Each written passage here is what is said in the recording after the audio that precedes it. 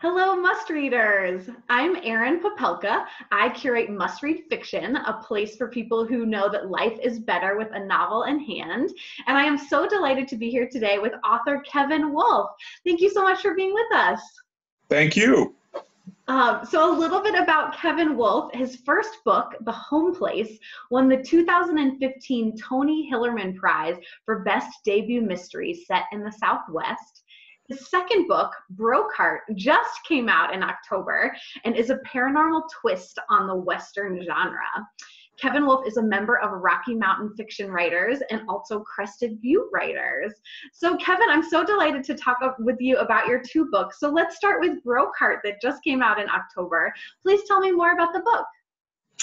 Brokeheart was really the novel that I thought would come out first. I finished this book in 2009, and it was really the first book that I thought I was doing things right with. I'd had a couple of false starts, not false starts. I'd written books, but I was learning the craft and putting things together.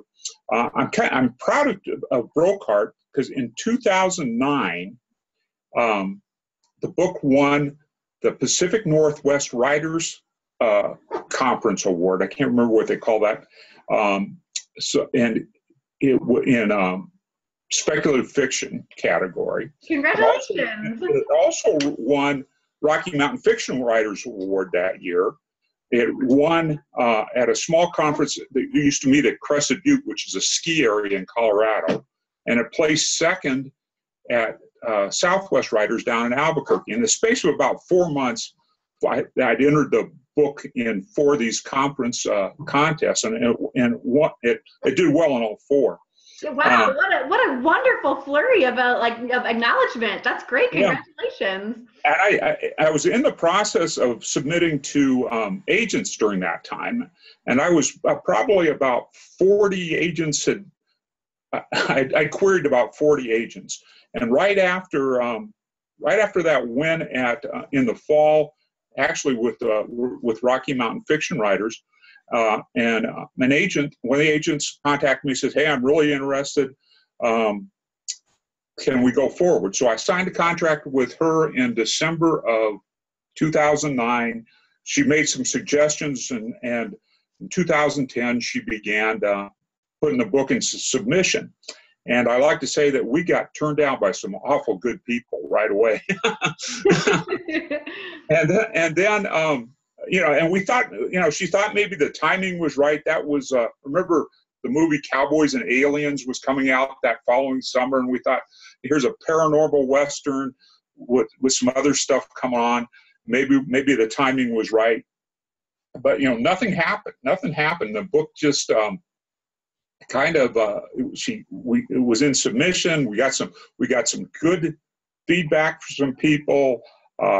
It's a lot of maybes and some no's, but we just never landed at the right place. So she encouraged me to keep writing, and I started the sequel to Brokeheart, kind of laid it aside, and then went on to write some other things. Then jumping over in 2015, when I won the Hillerman Award, that summer, a small press said, "Hey, we like what we see with Brokeheart," and we signed a contract for 2 books. So the sequel for Brokeheart actually comes out next May. Oh, wow! So that's kind of the story of Brokeheart, how it came to be.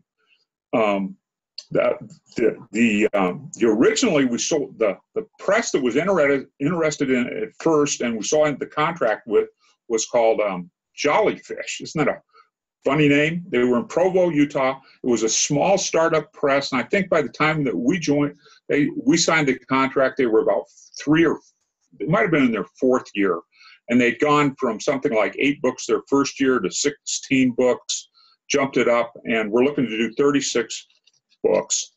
And then they just weren't making it, and we got a notice that they were going to cease operations.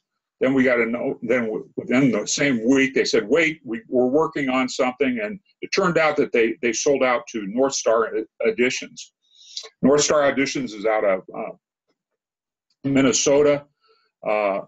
They did travel books, nonfiction, about the Minnesota and the Dakotas was kind of their core spot.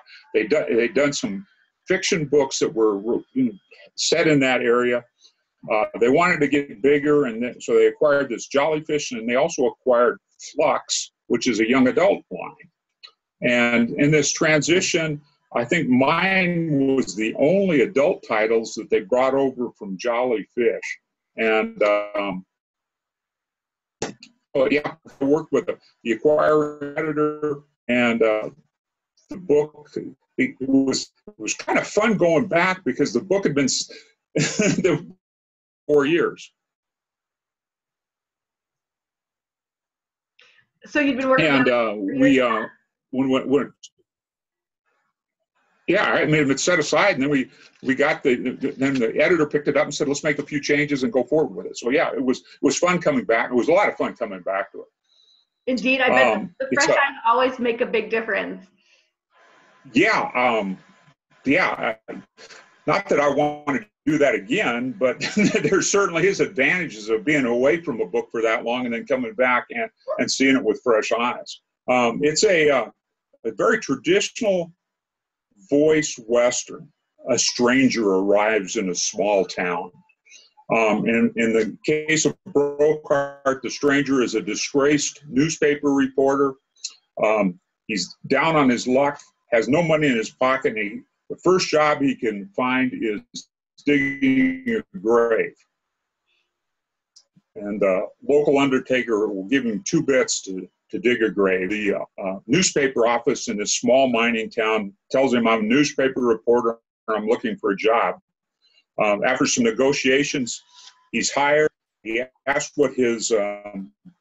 what story he should report on first, and the editor looks him in the eye and says, well, there was a murder last night. I thought you knew. You dug the man's grave. And that's how the story starts. That's a place to start. And Kepler is the newspaper reporter. He follows a string of other murders. He connects the first murder to another murder, follows a string of murders through these mining towns in the 1880s Colorado West. There's a paranormal twist, and I like to say that instead of a gunfight at high noon, the showdown happens at midnight, and the 6 guns are loaded with silver bullets. Whew, always an adventure. So that's kind of what Brokeheart did. Yes, yeah. And the sequel, which will come out next spring, Kepler follows this evil presence into Arizona in the 1880s, and that's the time where Geronimo is on the warpath. Doc Holliday and the Earp brothers are having gunfights in the streets, and so we rub Kepler in his quest to do battle with evil, rubs elbows with these iconic Western events. Oh, well, that definitely keeps things interesting. Like, certainly, and kind of with Brokeheart, your story blends historical fiction, a Western setting, with also this splash of the paranormal. And so how did you approach each of these facets of the story? Did you kind of have one idea in mind and then it came together with the others? Did you approach each one individually? How did you find your way in? Well, I'm a Western fan. I want to be Louis L'Amour when I grow up. I guess but in the story of Brokeheart, well, it's paranormal. I really think it's a man's battle, a good and evil kind of thing. And maybe I don't want to get overly symbolic or something, but I think that the paranormal is evil itself, and we get a man's battle with evil, and I'm a Western fan. Grew up here in Colorado, have connections to the land. I still watch 1950s Western movies every chance I get, and the story just came together with those elements. Fantastic. And so The Homeplace is also set in the West. Can you tell me a little bit more about, kind of what that book's about? Well, the Tony Hillerman Award was given to the the book setting had to be someplace in the Southwest. And as the contest to find the Southwest was West Texas, New Mexico, Arizona, Southern Utah, Southern Colorado, Southern Nevada, and Southern California, as long as it didn't touch the ocean. It was kind of the area that one of the books, the book had to be set in. I chose the Eastern Plains of Colorado because that's where my mother's side of the family were homesteaders. And the home place, I had a favorite uncle that I had that, grew up out there on this place, would always talk about going back to the home place, and that was the homestead. So that's where the title came from. And I wanted to show this part of Colorado that is, I think it's overlooked. People drive through it or fly over it to get to Denver and the mountains and the ski areas and everything else, but it's not as dramatically beautiful as the mountains, but it does have its own subtle beauties, this flat plains. And most of my connection with my family's homestead was, family reunions out there, going out antelope hunting or quail hunting or something over the years. And I'd seen this little town change. When I first started, some of my first memories of it were this little town had about 4 gas stations, 2 or 3 cafes. Now when you go down there, there's 1 gas station. It's unattended. It's one where you just go up and pay with your credit card. Sure. There's only 1 cafe still running in town. And it's because there's no jobs out there. And farming has changed from the family farm to the big business farm. Oil and gas exploration bring in, it's cyclical, whether, depending on the price of oil, how much activity is there. So this is slowed down. So that's kind of the background. This little town, actually, I really hope it becomes a character in the book. But the basic story is that in 1992, this little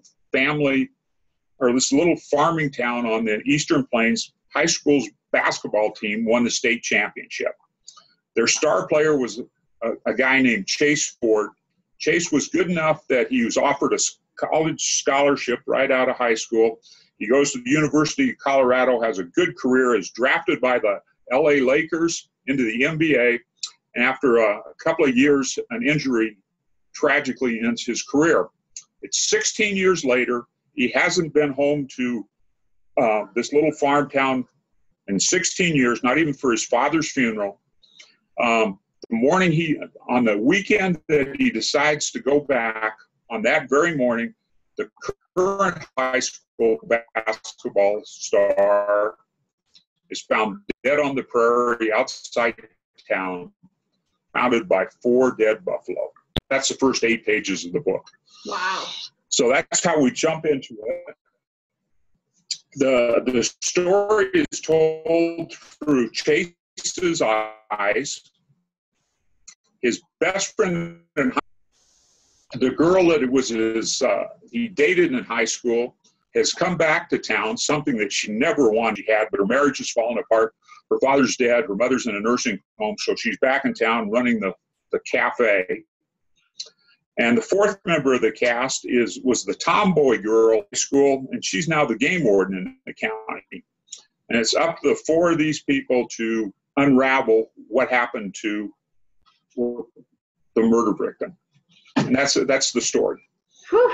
You sure know how to kick off your story. Juicy right off the bat. The book begins at dawn on a Saturday morning and is finished in the middle of a blizzard on Sunday night. Whew. So it's a pretty quick moving story. That's 36 hours of excitement right there for sure. Yeah. So and the Homeplace, it's still selling some books. I did a signing this weekend at a bookstore in a small town up in the mountains in Colorado, and I sold just as many copies of Homeplace as I did Brokeheart. Still have fun with it. Yeah. Fantastic. And so certainly setting seems to play a pretty important part of both books. And I know, kind of you mentioned that you have family, kind of that have been in Colorado for a number of years. I think on your website, I read that you are the great grandson of Colorado homesteaders. So certainly Colorado has been part of your history and part of your family's history for quite some time. So can you speak a little bit more about your history with the state and how that, finds its way into your writing? With Homeplace, especially, like I said, that my mother's side of the family were homesteaders. My great-grandfather, originally from Iowa, and it's that in the early 1900s, the family farm in Iowa wouldn't support everyone. And he was the oldest, and so he set out and came to Colorado, found a piece of property at a town called Kit Carson, Colorado. And I've got a copy of the original penny postcard that he sent home to his wife saying that he'd found a piece of property in 1909. So he actually bought a piece of property and then homesteaded the adjacent property. And the homestead, you had to make certain improvements and then file with the government, and the property became yours. The story is that he did the improvements, but I think it was something like $8.50 to file the papers. He didn't have $8.50, so they lived on the property for about 3 more years before he could scrape enough money together and actually claim it as his own. And during that time period, somebody else could have taken the ground from him, but nobody else had $8.50 at that time either. He had my grandfather was his oldest, and he had 3 more sons and a daughter. Raised them in this out on the Eastern Plains, and I still have the property is still in the family name. No one's living out there. My great aunt who still owns the property now is moved up to live with her closer to her family, but they still keep the house down there, and we still have a connection to that piece of ground. With Brokeheart, there's another little bit of connection to the Colorado mining town in that my parents owned a cabin in the mountains of Colorado, on Kenosha Pass. I don't know whether everybody that finds their way to this webcast will recognize that, but growing up, we spent a lot of time up there. And that was one of the areas where there was a narrow gauge railroad that ran from Denver through this way up to the Leadville. Leadville was where all the mining was done, and there was mines, and we could find evidence of mining when we'd make Jeep trips and hikes back into the hills. So that kind of that's a lot of those kind of images form the parts of the story for Brokeheart. Oh, absolutely. And I imagine too, because Brokeheart is set, you said, in the 1870s, 1880s. And so probably seeing some of the remnants of those mining operations, those may have dated back that far. Yeah. In Colorado, it was 1859 is when they rushed out to Pikes Peak. That was the Pikes Peak or bust gold rush. And that was the gold panning and the miner with the pickaxe and the donkey. By the 1880s, mining had turned into big business. And that's when they were doing the underground mining and the tunneling. And that's when you see this influx of immigrants that have left Europe, come to the United States and are looking for their chance. And a lot of them wind up in the mines in the West. Fantastic. Well, yeah, thank you. Thank you for sharing some of your family history and some of your Colorado story with us. So I know that you've got 2 books out in just as many years, but as we talked about, this has certainly been a long process, with Brokeheart getting, kind of finished in 2009. So tell me a little bit more about how you got started writing, and tell me more about your writing journey. My father was a great reader. He traveled for business and always had, he'd come home and he'd always have the Louis L'Amour and the Elmer Keaton, Max Brand Westerns. He read a lot of stuff. I said we had this mountain cabin, and this was in the 50s and 60s. No television up there, so we did a lot of reading while we were at the. So I've always been a reader. I was the kid in junior high and high school when the teacher assigned a paper and everybody moaned. I wasn't looking forward to it, but I enjoyed the writing process. I made a couple of feeble attempts to write in high school and after college, but never really got going. I traveled for business, and I can remember very distinctly that I was in the airport in Detroit, Michigan on a Friday afternoon. And this was after 9/11, during that time when you got to the airport and you didn't know how long the security wait was going to be.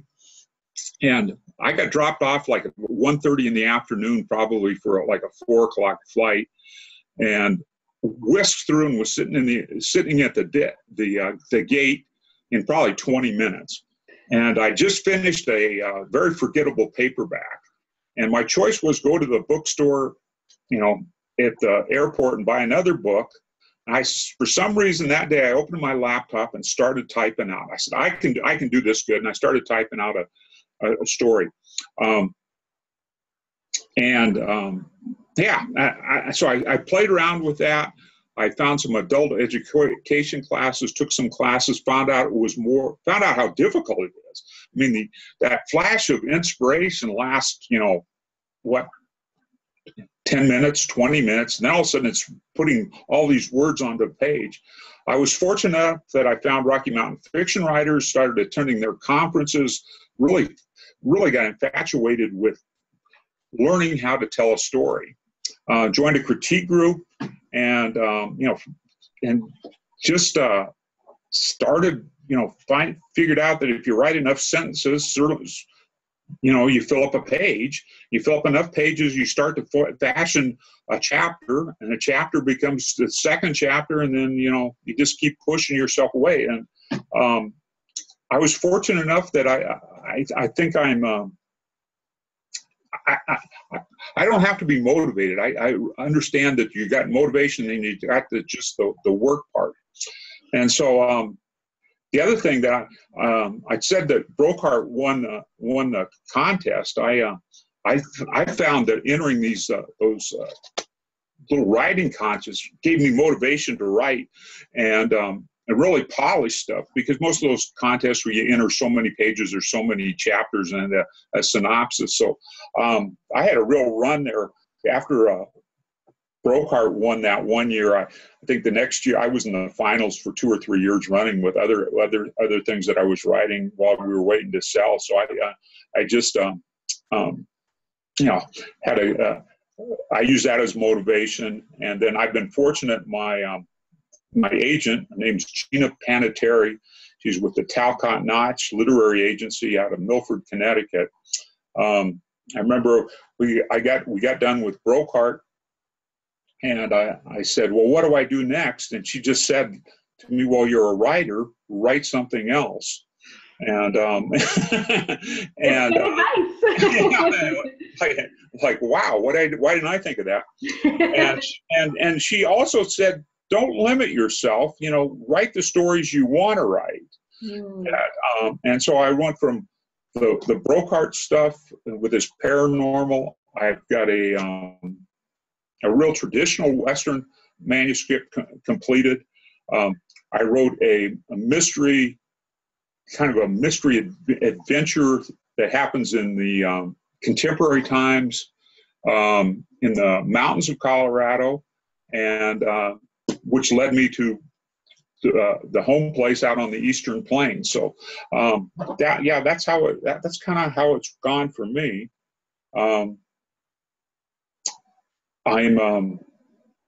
fact, when we're done tonight after dinner, I'm doing some polish work on a kind of the sequel to Homeplace, trying to get some pages done here before the first of the year, so that my agent wants to. We've discussed about 100 pages that I've written on for the sequel to the Homeplace. Yeah. Wow, no rest for the weary. Keeping it going. That's great. yeah, I think I don't know whether I enjoyed writing as much as I enjoy telling the story. Storytelling, yeah, storytelling is a beautiful thing. And you mentioned that you got to do some book signings around, the release of Brokeheart. So what's your favorite part about meeting other readers and getting to, talk about your stories in person?